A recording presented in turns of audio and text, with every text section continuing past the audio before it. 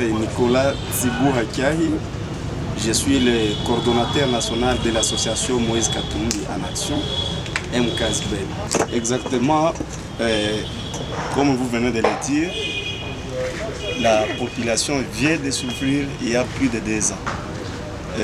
Nous pensons que c'est le problème du régime en place qui n'est pas en mesure de tenir les promesses, notamment ces promesses de maintenir la sécurité sur l'ensemble du territoire national.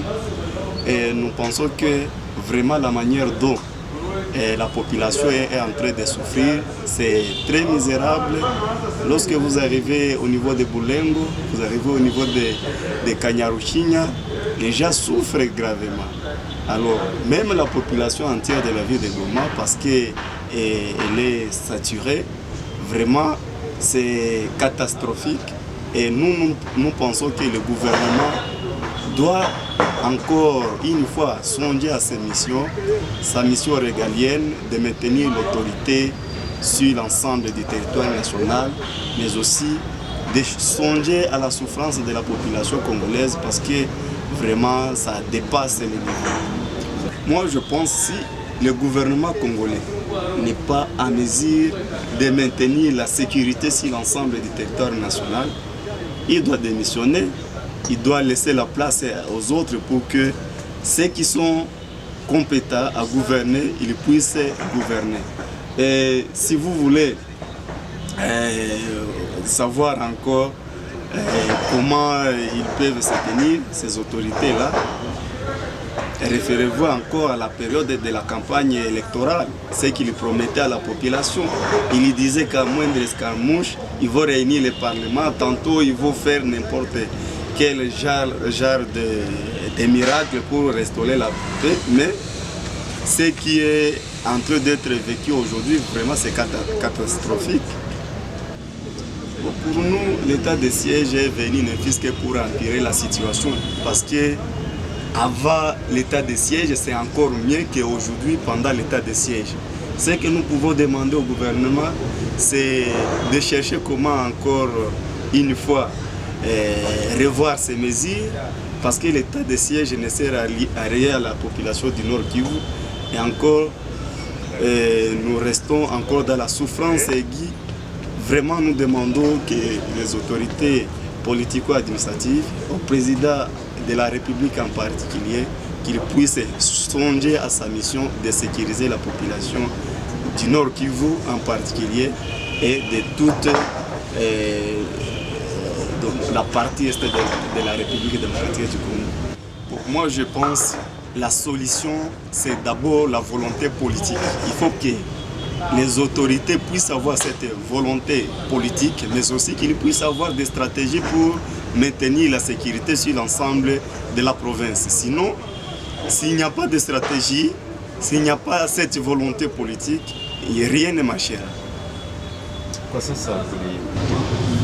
Je tiens d'abord à remercier le président Moïse Katumbi qui nous a envoyé une équipe solide pour la coordination provinciale du Nord Kivu 1, notamment l'honorable Théo Binamungu et ses adjoints qui viennent définir leurs consultations.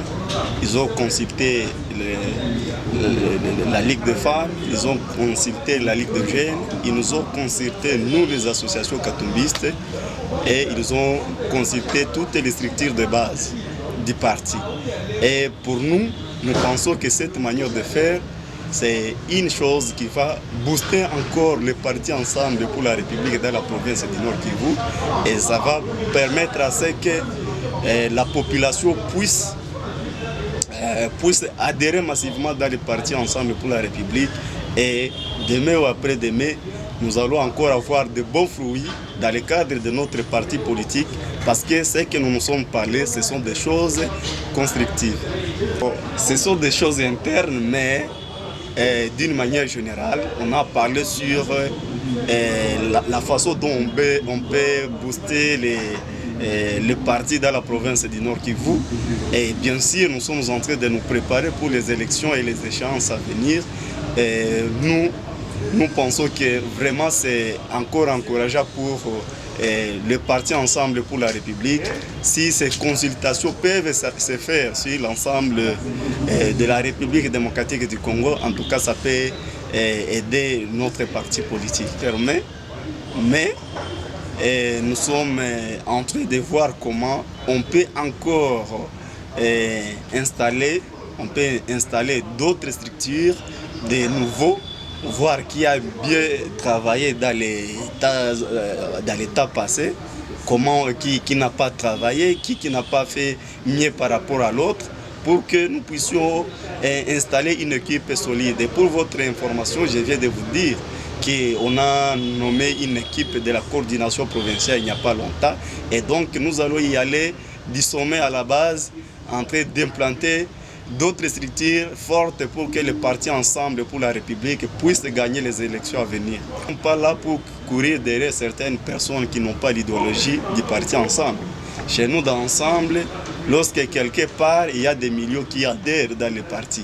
Et pour nous, nous pensons que ceux qui sont partis, ils n'avaient pas la place au sein de Ensemble pour la République parce que nous sommes là pour privilégier les valeurs. Et quand on adhère dans un parti politique, on adhère aux valeurs et à l'idéologie du parti. Le parti Ensemble pour la République n'avait pas échoué, mais il n'y avait pas la commission électorale nationale et indépendante, mais il y avait une commission manipulée par le pouvoir en place, et raison pour laquelle on a eu des résultats qui ont été dictés par les personnes qui étaient au pouvoir.